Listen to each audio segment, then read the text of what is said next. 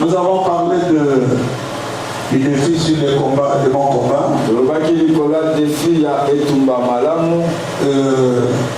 La fois passée, donc le dimanche passé, j'étais en train de parler de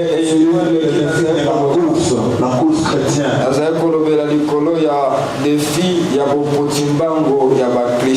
Et quand j'ai parlé de la course, peut-être qu'il y a des gens qui se sont imaginés que nous allons avoir des varaises, nous allons porter, c'est pas moi des courtes culottes, et puis nous aurons des baskets aux pieds, et puis nous allons nous arranger dans une compétition pour commencer à courir. C'est un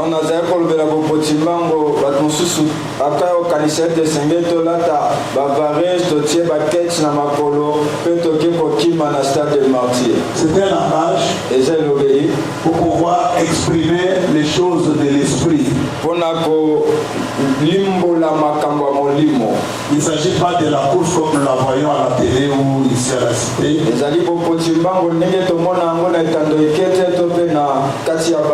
Mais c'est quelque chose de spirituel. Parce qu'il y a les attentes de Dieu dans la course.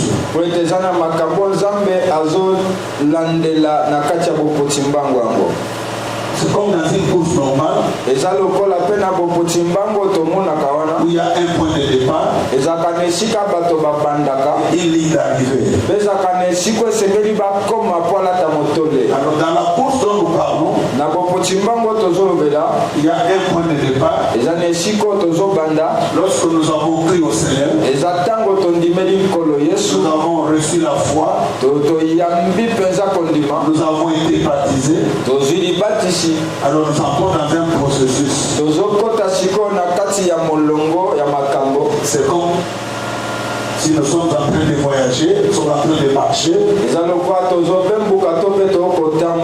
Et là, dans cette marche, nous ne marchons pas seuls, nous marchons avec Dieu.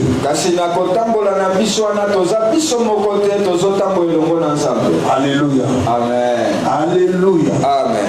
Alors le but de Dieu pour notre vie, c'est la perfection. C'est la maturité. Je voudrais d'abord vous présenter les frères qui sont venus devant nous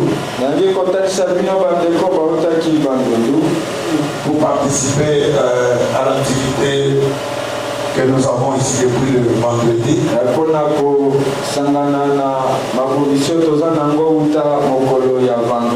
Ils sont au milieu de nous. Ils sont arrivés depuis jeudi. Depuis jeudi, ils feront avec nous quelques jours. Et puis après ils vont rentrer à Bandundu. Le nom? Frère primaire. Papa Shadrach, modérateur d'Amouya. Frère Dieu merci. Donc ils sont là, frère primaire, frère Shadrach et puis frère Dieu merci. Donc il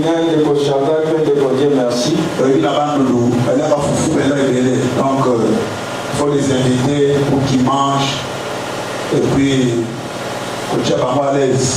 Bazali logé à l'église. Moi, l'école, Bazali Awa, Baya Otala Bango, Obéna Bana Bandaku, pour qu'ils va sentir qu'ils sont parmi les lèvres, n'est-ce pas? Amen. Amen. Alléluia. Amen. Tout ceci veut simplement dire que nous sommes une communauté. Nous avons des églises qui sont à l'intérieur. Lisanga pote toana baitonga mosusu ezana ba province. Tout à l'heure là je vous ai vu Papa Chaka. Kalami tena zako solana Papa Chaka. Il y a un ami Pasteur Kado qui est aux États-Unis mais qui est en train de veiller sur ce qui se passe au pays. Ezana ndeko Kado waza pasteur azana États-Unis kasazola ndela ozo salima na mboka. Alléluia. Amen. Avec le nouveau ministre de la justice. Na ministre de la justice. On nous demande de retourner encore là-bas au ministère pour aller remplir des fiches. moyennant une somme, je crois, de 15 000 francs. Et puis ils passeront pour vérifier dans chaque église, il faut qu'on trouve un bureau.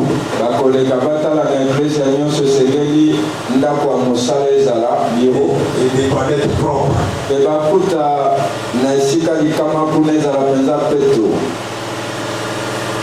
Imaginez-vous que les inspecteurs arrivent, ils entrent dans vos toilettes, ils trouvent la situation comme je l'avais présenté la fois passée.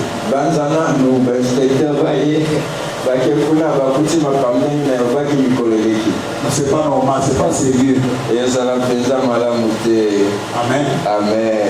Je crois que par rapport à l'adresse, par rapport à avoir un endroit qui est notre propre parcelle, notre propre adresse, je crois que de ce point de vue, nous n'avons pas vraiment à nous tracasser, puisque nous sommes en chantier, c'est notre propre parcelle. Nous sommes en train de préparer des bureaux, il y en a déjà. Ici, là, je crois qu'on va passer la porte. Les engagements qui étaient pris, voici, on peut amener déjà des carreaux. Il y a une maman qui m'a déjà acheté une très belle chaise là. Je crois que ce qui va manquer, c'est une nouvelle table, puis les chaises sur lesquelles les visiteurs pourront s'asseoir. Donc bien équiper les bureaux comme les bureaux des représentants légaux quoi. Pour n'avoir étalé sika na biso tombi tungisate toza sika na biso tozotonga etikali kobongisa bureau ya pasteur soki ozwaki baengagement salango ezala mpenza tongokani na représentant légal. Il faut vraiment le faire rapidement. esengeli kosala yango na lombango mpenza. Ça va nous épargner peut-être quelques petites tracasseries. ekosunga biso po ete batungisa biso. Et c'est tout à fait normal que nous puissions retourner ici, commencer à travailler ici, dans notre propre parcelle.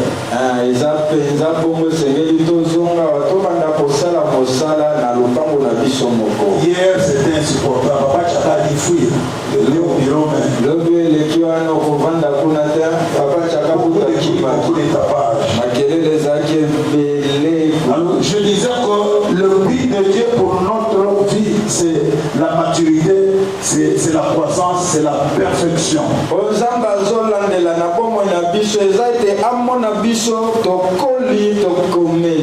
C'est là où il veut nous amener. C'est dans cette course que nous sommes engagés. Alléluia. Amen. Quand nous avons lu dans le livre de Philippiens au chapitre 3, pour le paya bato Philippe mokapo misato. Nous sommes partis, je crois, du 7e verset.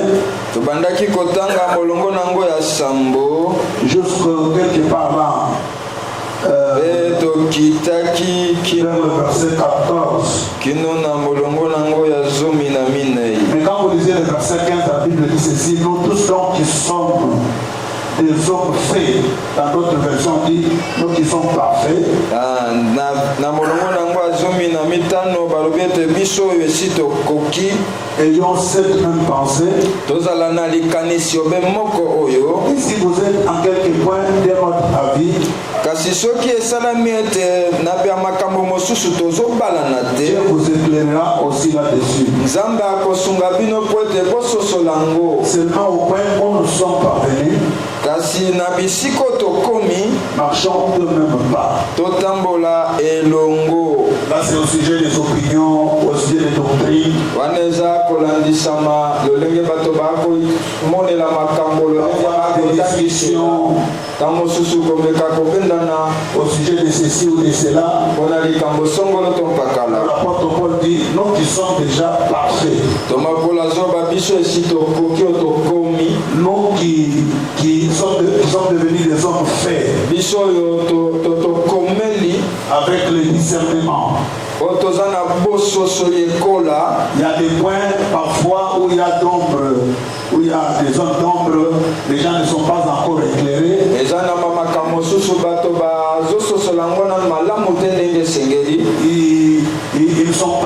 ils ne sont pas totalement convaincus. Mais on ne peut pas briser la case, on ne peut pas détruire toute l'œuvre de Dieu, puisque c'est tel point, tel autre point, on ne s'accorde pas. Donc il faut même ça mosala nzambe nyonso te po ete mwa biteni ya makambo moko tozososola biso nyonso ndenge moko te. Marchons de même pas, marchons ensemble. Kasi totambola nde elongo. Il ne faut pas chercher à se disloquer. Esengeli te oluka komibenda kokakona ce verset. Nangai kotanga te ya Bible pour vous faire voir que nous sommes engagés dans une marche. Eza pona kotalisa biso ete biso nyonso mikotisi na bokoti mbango. Et la tendance de cette marche, c'est pour aller vers la perfection. C'est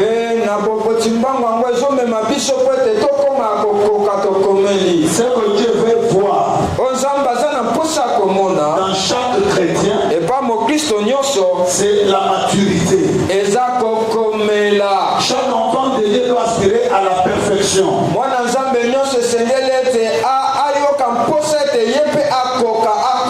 Il est écrit quelque part dans Matthieu, chapitre 6, je crois, verset 45 ou 48. Votre Père Céleste est parfait, soyez parfait. Là, c'est comme un impératif, c'est comme un ordre qu'on donne. Et ça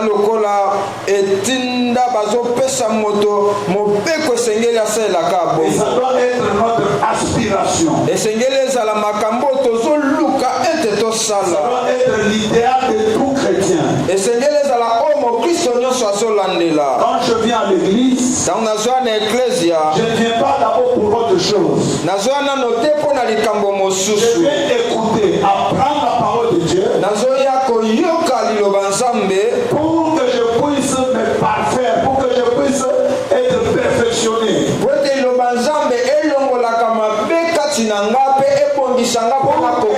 L'œuvre que Dieu a commencé dans mon cœur, dans ma vie, soit amené à l'achèvement. Alléluia. Amen. Amen, amen. Amen. C'est cela ce que Dieu poursuit. C'est ce que Dieu attend. C'est ce que nous appelons ici la course. Le défi de la course. Beaucoup de personnes par le temps qui courent, lorsqu'ils s'amènent à l'église, ils sont attirés par bien des choses. C'est ce qui fait que les gens sont même embrouillés. Et lorsque nous parlons de l'étrange, nous parlons de la course chrétienne, les gens sont parfois, cela paraît étrange.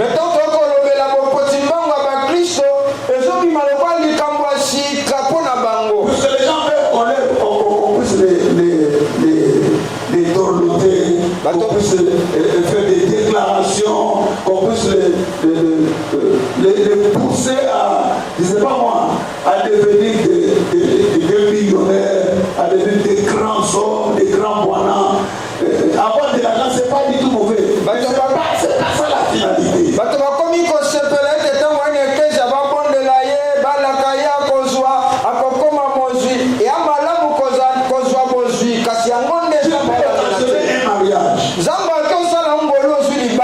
Au sein de l'église, Dieu peut ouvrir la porte, tu peux voyager. Au niveau du boulot, Dieu peut accorder cette grâce, tu peux monter des grâces. Affectation, des promotions. Mais cela ne doit pas demeurer la grande préoccupation, quelque chose qui doit nous ronger. Et lorsqu'il n'y a pas des témoignages relatifs à ces choses-là, c'est comme si Dieu n'est pas avec nous.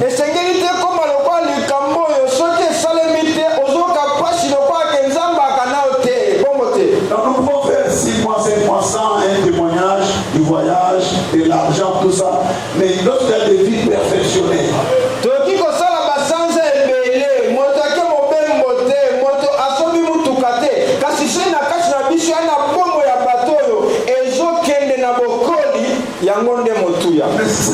mais Dieu sera émerveillé.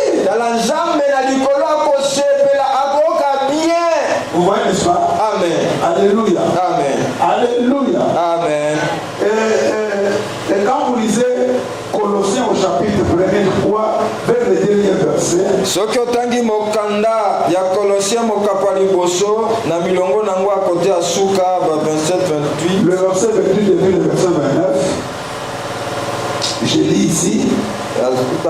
Celui que nous annonçons, ye oyo tozoteya, yende tozoteya, exhortant tout homme, tozolendisa moto nyonso, et instruisant tout homme, pe tozotangisa moto nyonso na bwana ya kokoka, afin de présenter à Dieu tout homme.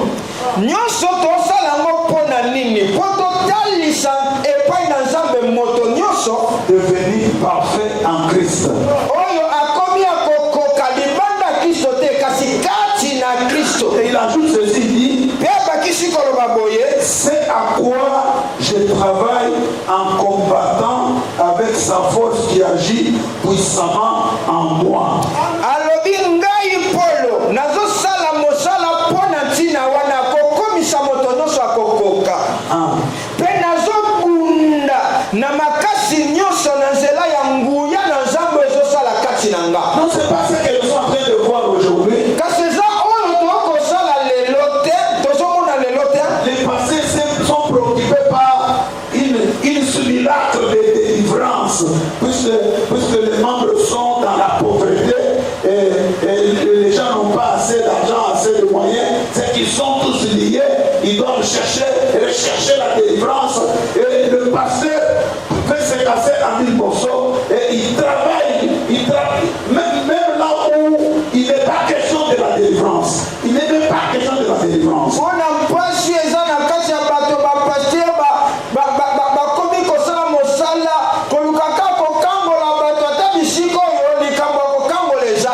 Alléluia. Amen. Et souvent, vous savez ce qui se fait, c'est quoi? Le pasteur veut comparer sa vie avec la vie des gens qui dirigent, qui conduisent. Il a mangé, il a fait les États-Unis autant de fois. Il a une grande parcelle, une grande maison. Il a beaucoup de vestes, il a beaucoup de chaussures.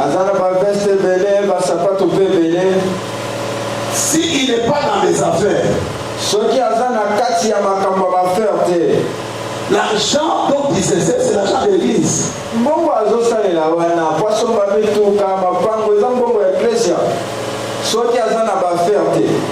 Et cet argent n'est pas venu comme par un coup de la tête magique.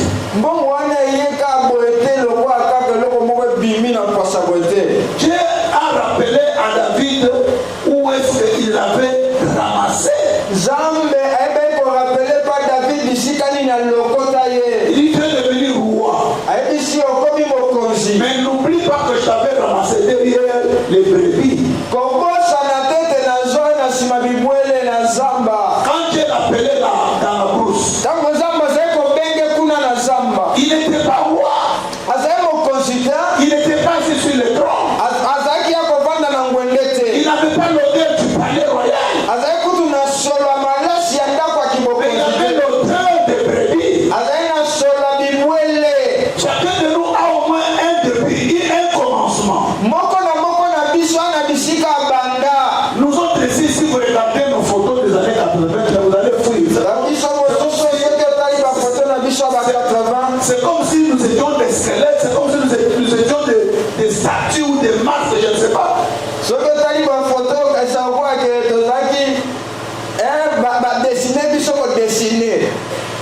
Mais ce que nous sommes aujourd'hui ne peut pas nous faire oublier ce que nous étions. Vous voyez, n'est-ce pas? Amen. Aujourd'hui, il y a des gens qui sont devenus, qui touchent de l'argent, qui sont des pasteurs, qui sont des serviteurs de Dieu.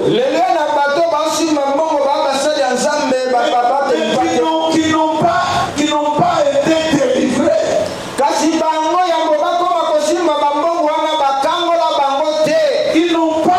Ils n'ont pas suivi les enseignements sur la délivrance.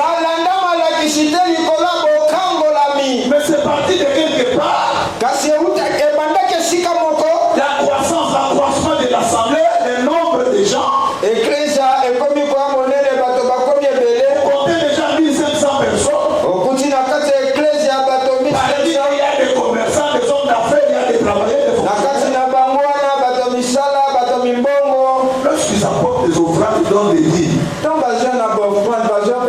Lorsqu'on fait les appels de fonds, c'est comme ça qu'on amasse de l'argent. Alléluia. Amen. Alléluia. Amen. Le ministère de Paul,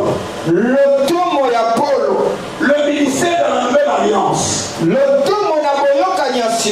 est doté d'une puissance qui doit agir avec force.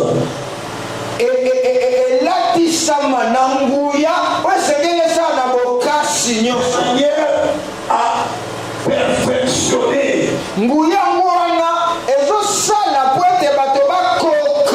Il parle ici, exhorter en instruisant.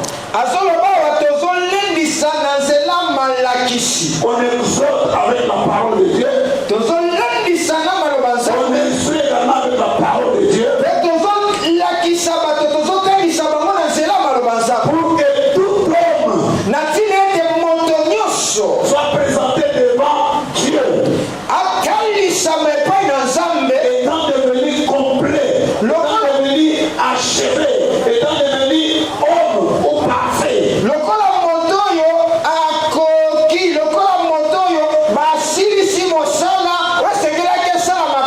Il y a un travail qui a été commencé et qui va aller mollo.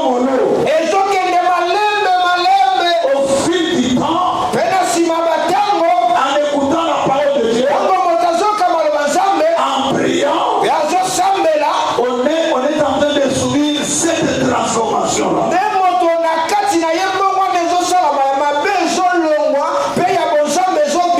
Nous sommes dans la construction de l'église, la construction du temple, les tabernacles. Dans l'Ancien Testament, quand on devait construire les tabernacles, les types d'arbres qui avaient été recommandés, ce n'était pas les cèdres. Les cèdres, c'est un type d'arbre qui est tout droit. De courbure.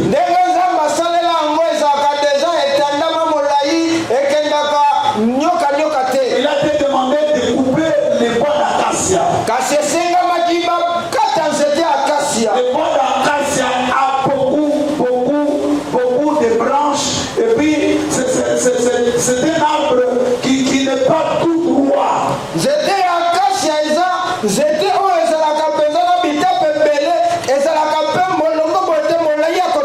Il fallait scier, il fallait rapporter, il fallait donner la forme.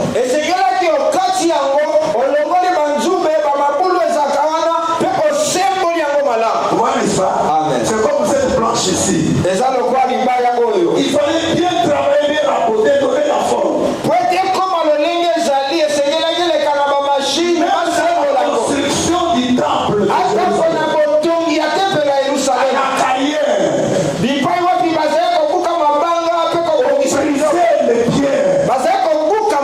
il fallait les tailler, donner la forme des briques, afin de les amener au chantier, là où on construisait les temples. Quand Dieu nous transforme, il n'y a pas de bruit.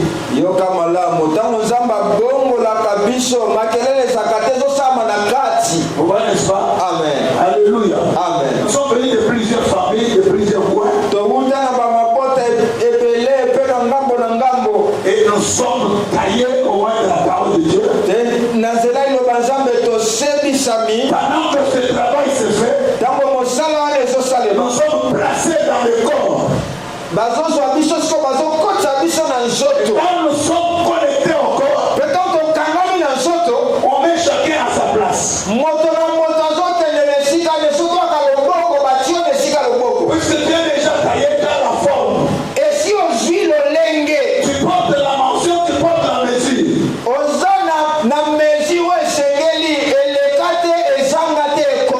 C'est pour cela que nous venons à l'église. Richesse, c'est une bonne chose. Dieu va nous donner ça. N'est-ce pas? Amen. Comme moyen de sécurité. eza pona ebatela biso pe na chambo yo protection. eza pe lolenga ko batelama Pour que nous ne puissions pas envier les infidèles. po ete tobanda kolula bapagano te na bozwi na bango. Mais si l'Église kasi soki eklesia pouvait être préoccupée par ce que nous venons de partager, engaki ebanda kolandela mai oyo tosololi, le cœur du Seigneur serait totalement dans la joie.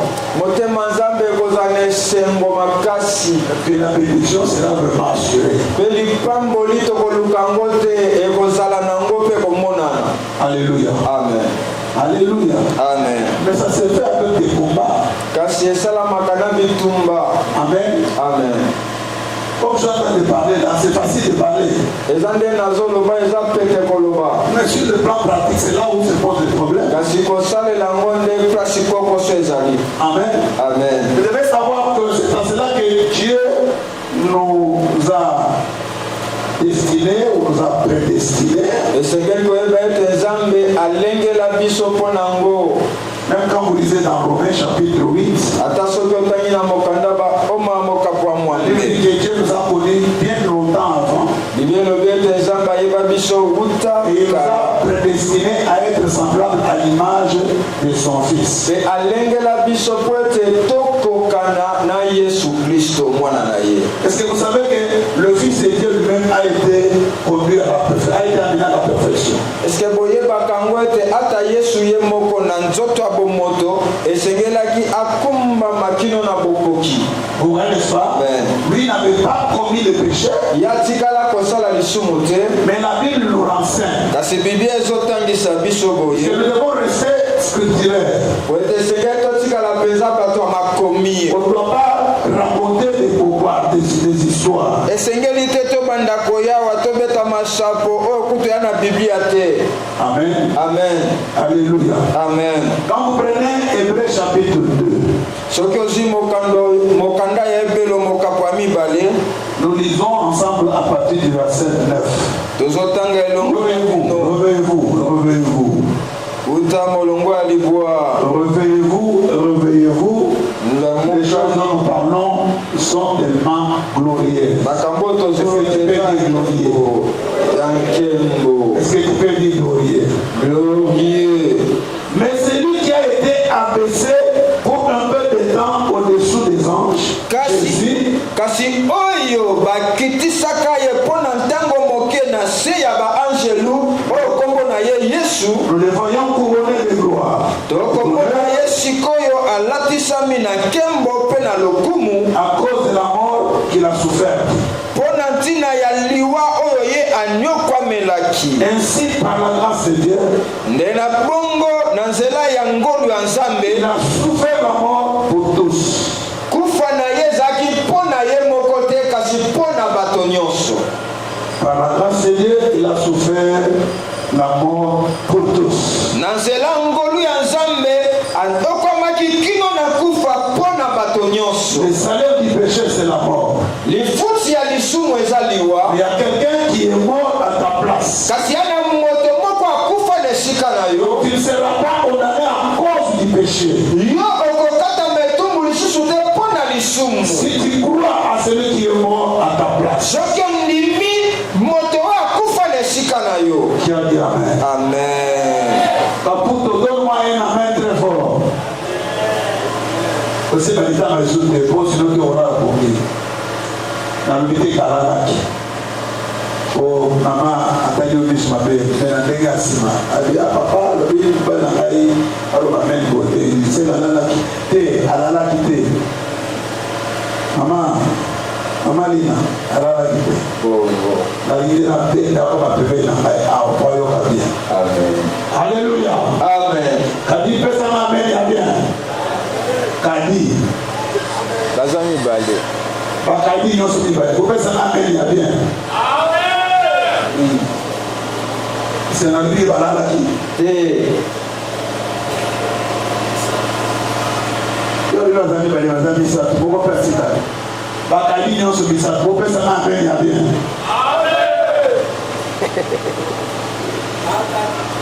Bao bakisa makao. Aka. Mutu aza moteli. Kadimandre. Oh, Bakali 4, vous pouvez s'en amener à bien. Donc, comme on dit 5, là, on fait Kadima. Là, on fait Kadima.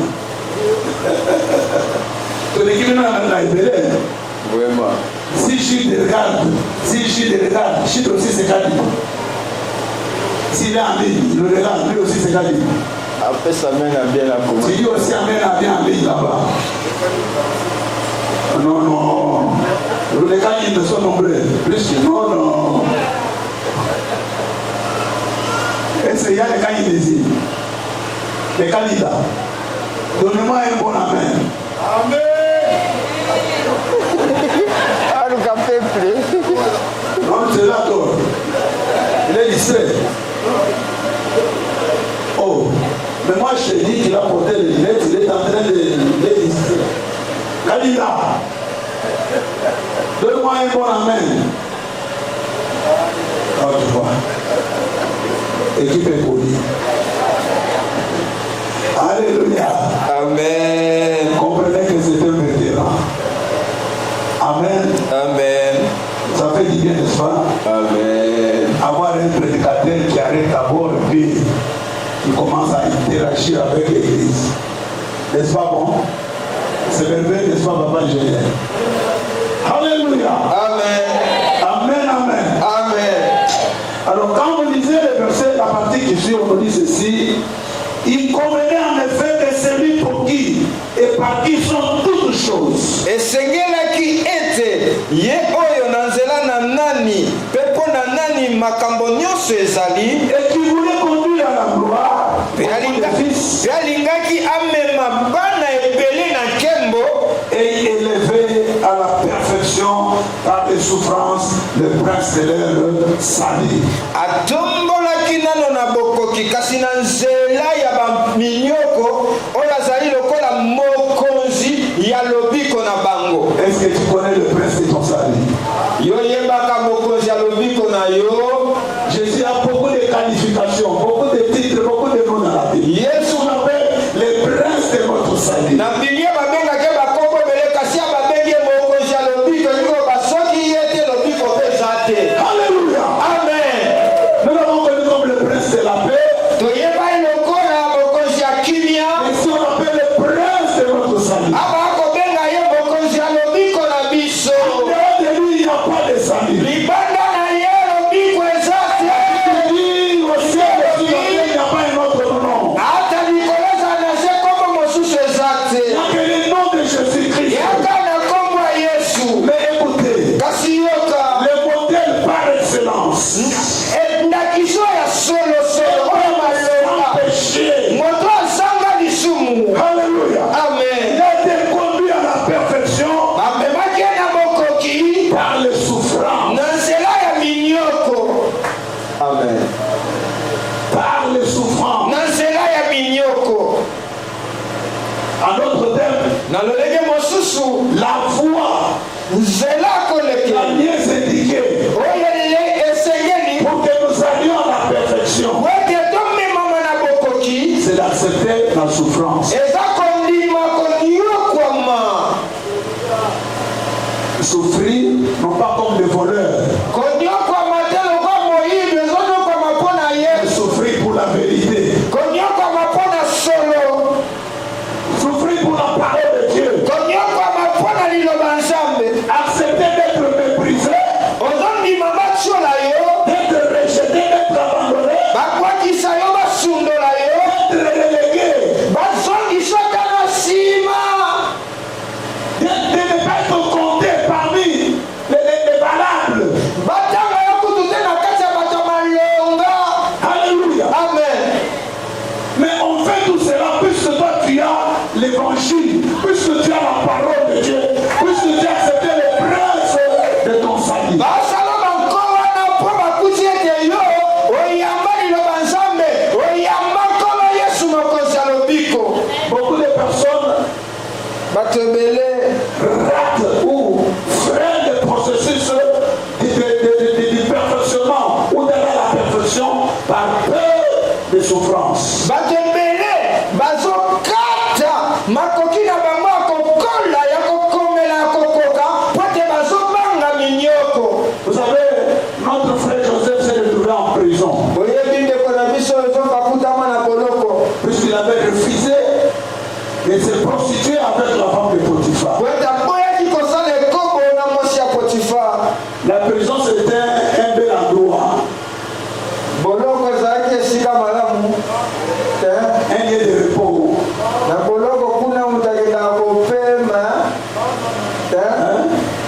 ezesika pasi esika ozoli afungule. Quand tu entres dans la prison, soki okoti na boloko tu es privé de toutes les libertés. ozali su na bonsomi nyonso te. Les gens qui ont fait déjà la prison, ils en savent quelque chose. bato bakota boloko ata mbala moko bayebi. Parce que un petit enfant prisonnier comme toi, il devra se jouer de toi. Mwana Parce que lui a déjà fait la prison pendant quelques temps, bien avant toi.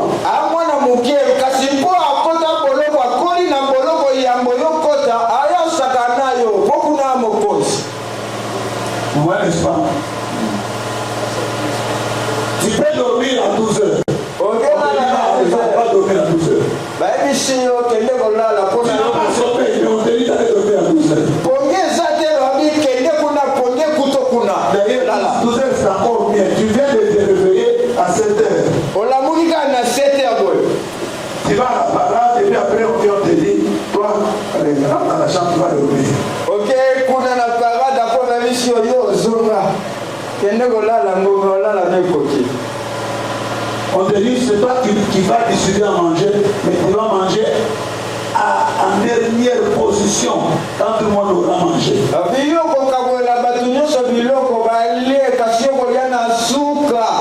On peut même t'amener ta nourriture à la maison, mais avant de manger, il faut qu'on t'autorise.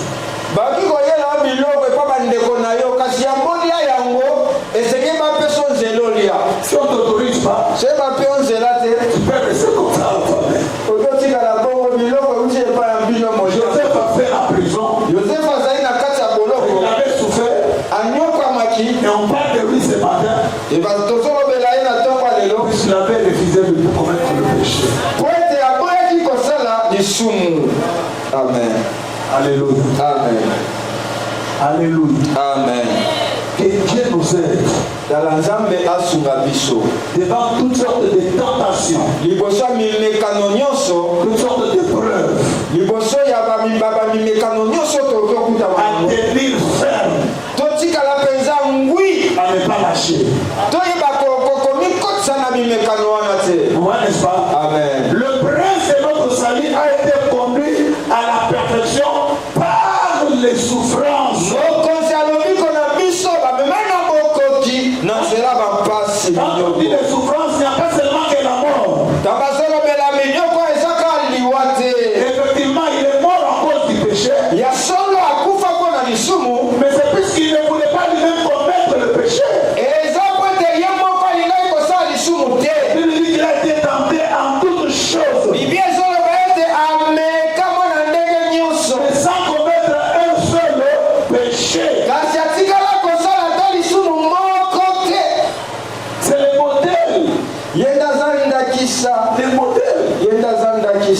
Alléluia. Amen. Voilà pourquoi, lorsque nous parlons des défis majeurs, il y a aussi les défis de beauté et d'art. C'est Jésus-Christ. Amen. Dans Hébreux au chapitre 12. On ne peut pas écarquiller les yeux. On ne peut pas promener les regards partout.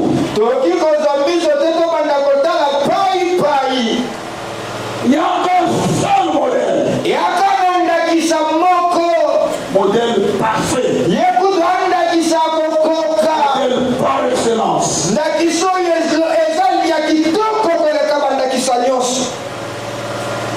C'est lui l'auteur et le consommateur de la foi.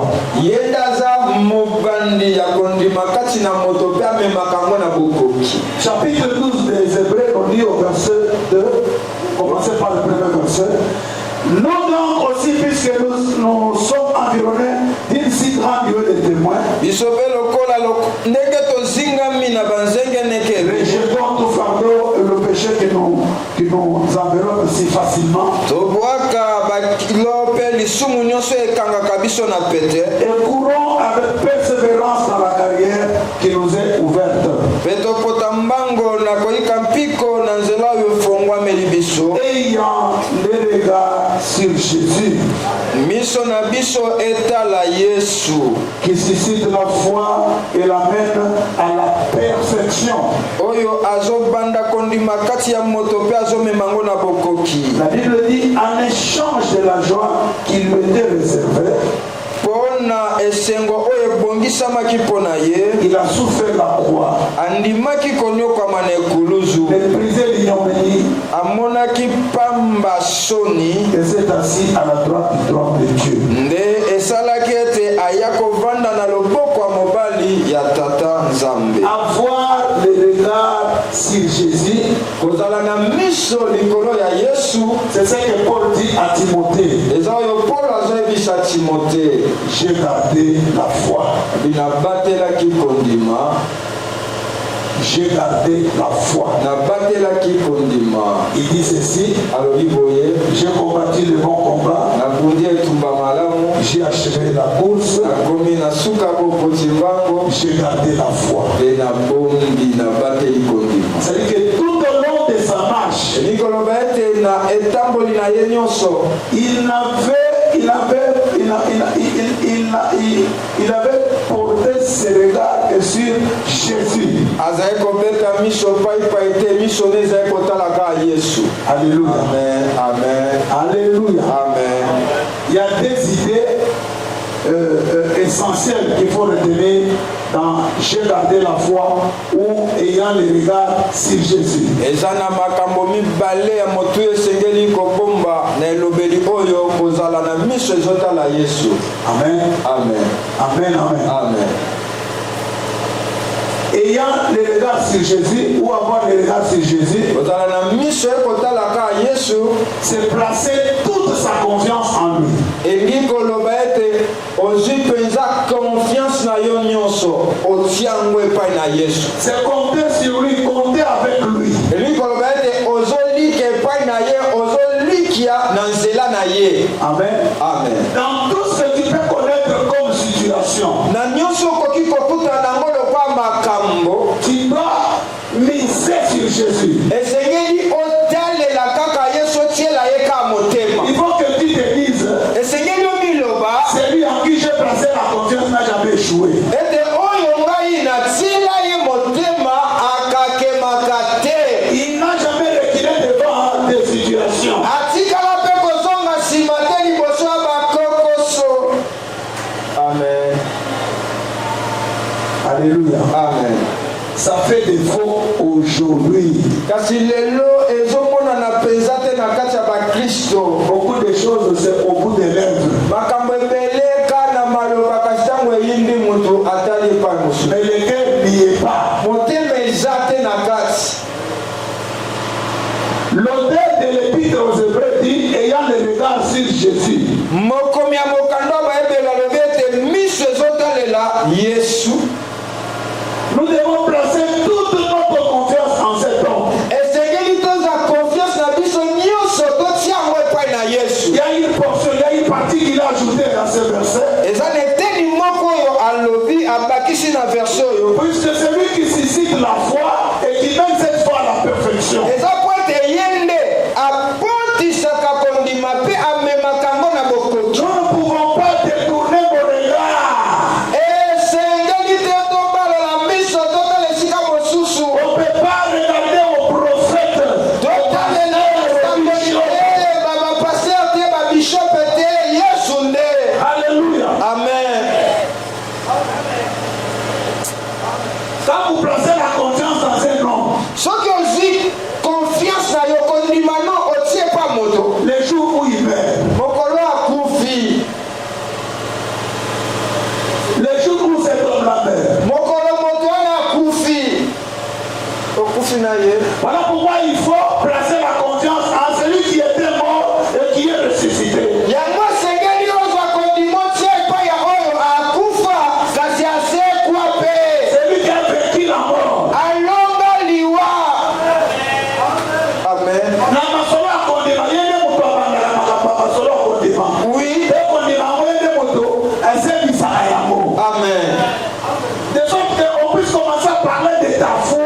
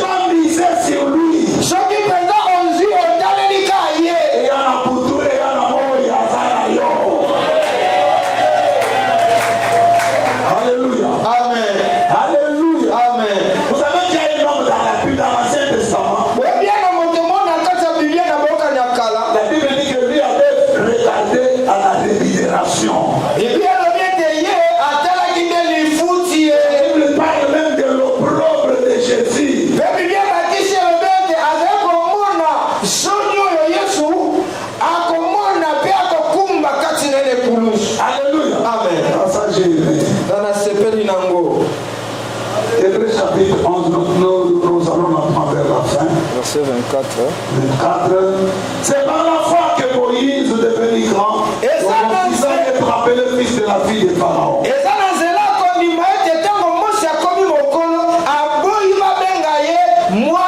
Il être maltraité plutôt que d'avoir pour un temps la jouissance du péché. Il regarda le pauvre de Christ comme une richesse plus grande que les trésors de l'Égypte. Il regarda. Christ n'était pas encore venu se manifester sur la terre, mais lui déjà, dans la révélation, lui déjà avec l'Esprit de Dieu qui était sur lui, il avait déjà vu l'opprobre de Christ. Il regarda l'opprobre de Christ.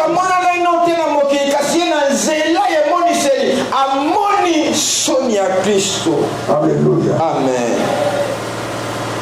Il avait considéré cela.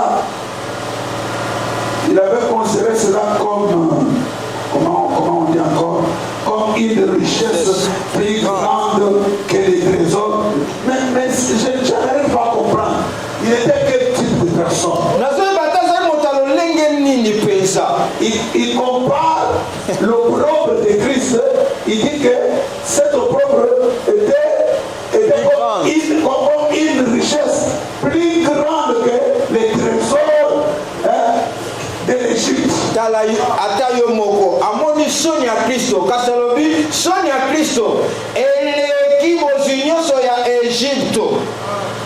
C'est quelqu'un qui comprend quelque chose. Alléluia. Amen. Alléluia. Amen. Quand il avait les yeux fixés sur la rémunération,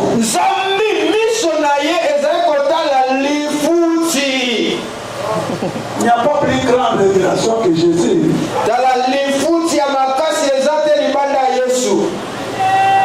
Alléluia. Amen. On doit avoir les yeux fixés sur cet homme.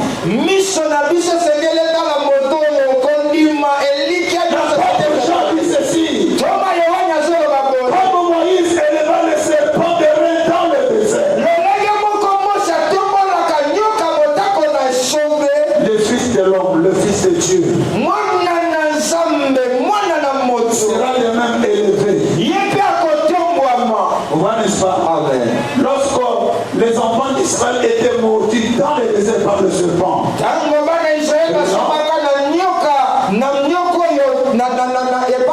Moïse, après avoir consulté l'Éternel, il lui a demandé d'élever une perche. Il a accroché un serpent de rein. Quiconque serait maudit, qui porterait ce regard sur le serpent de rein, les venins du serpent prudent ne pouvaient rien contre cet homme, ne pouvaient pas nuire à sa vie ou à sa santé.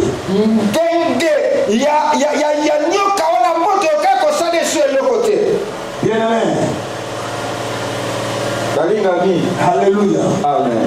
En dehors de cette démarche de regarder Jésus, Il n'y a pas une autre issue, il n'y a pas une autre alternative. Jusqu'à ce qu'il revienne, nous devons porter le regard sur lui. Comptez sur lui. Placez toute notre confiance en lui. Lorsque les hommes nous abandonneront, lorsque nous serons négligés, alléluia, Amen. méprisés, minimisés, lorsque nous serons foulés aux pieds, que nos yeux restent fixés sur cet homme. Celui qui a les déliements. Alléluia. Amen. Amen, amen. Amen. Amen, amen. Amen. Ayant les regards sur Jésus, pourquoi? Parce que c'est lui qui est notre modèle. C'est lui qui a tracé le chemin. C'est lui qui est l'unité de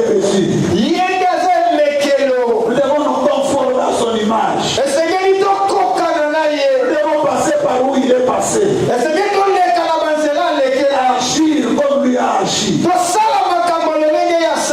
Alléluia. Amen. Alléluia. Amen. Si Jésus a souffert, Ce qui est soigné comme c'est que tous ceux qui sont appelés à les suivre vont passer par les mêmes expériences. J'ai toujours dit qu'il n'existe aucun vaccin contre la souffrance pour les croyants.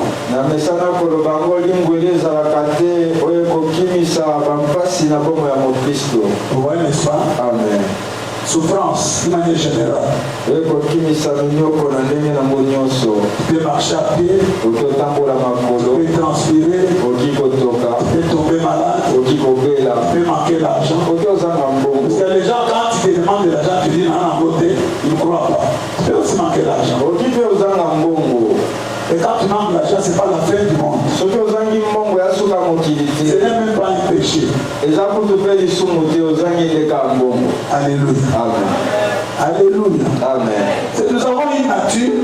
En tant que des humains, il y a des choses propres aux humains.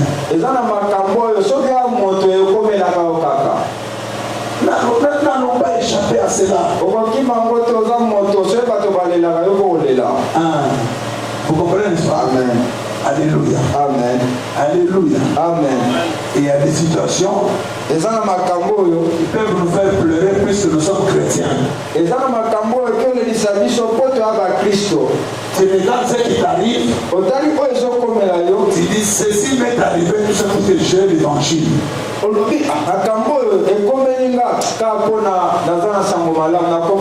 je me suis positionné pour Christ, je me suis décidé pour Christ. Tant que nous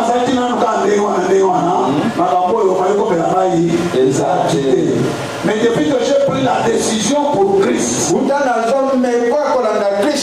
voilà maintenant qu'il y a des problèmes. C'est comme dans un bureau, vous êtes dans un service, l'argent rentre, par fraude, vous vous distribuez l'argent. Un jour à la fin de la journée, il y a l'argent qui est rentré. On t'appelle, on dit bon, t'as pas de la dit non, moi à cause de Jésus, j'ai résolu de ne pas participer à ces choses.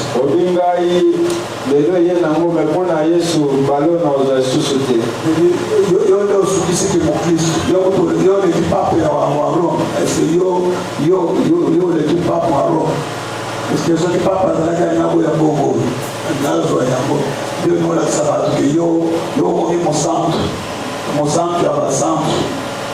Alors, dès qu'on commence à tenir un tel langage, c'est fini. Demain, tu deviens une bête noire. Un témoin gênant. Puisqu'ils vont commencer à avoir peur que tu peux dénoncer.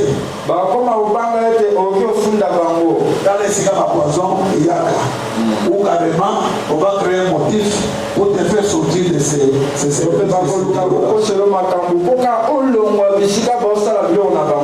quand on te fait partir de là, c'est à cause de qui?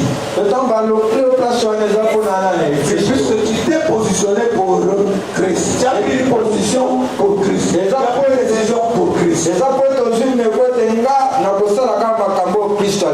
Il y a des jeunes sœurs, il y a des dames qui ont échoué à l'université, non pas parce qu'elles n'ont pas été intelligentes.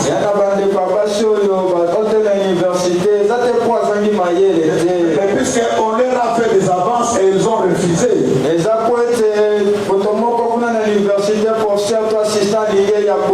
Alléluia. Amen. Alléluia. Amen. Et elle est parfois condamnée à reprendre l'année. À changer même d'université, d'institution.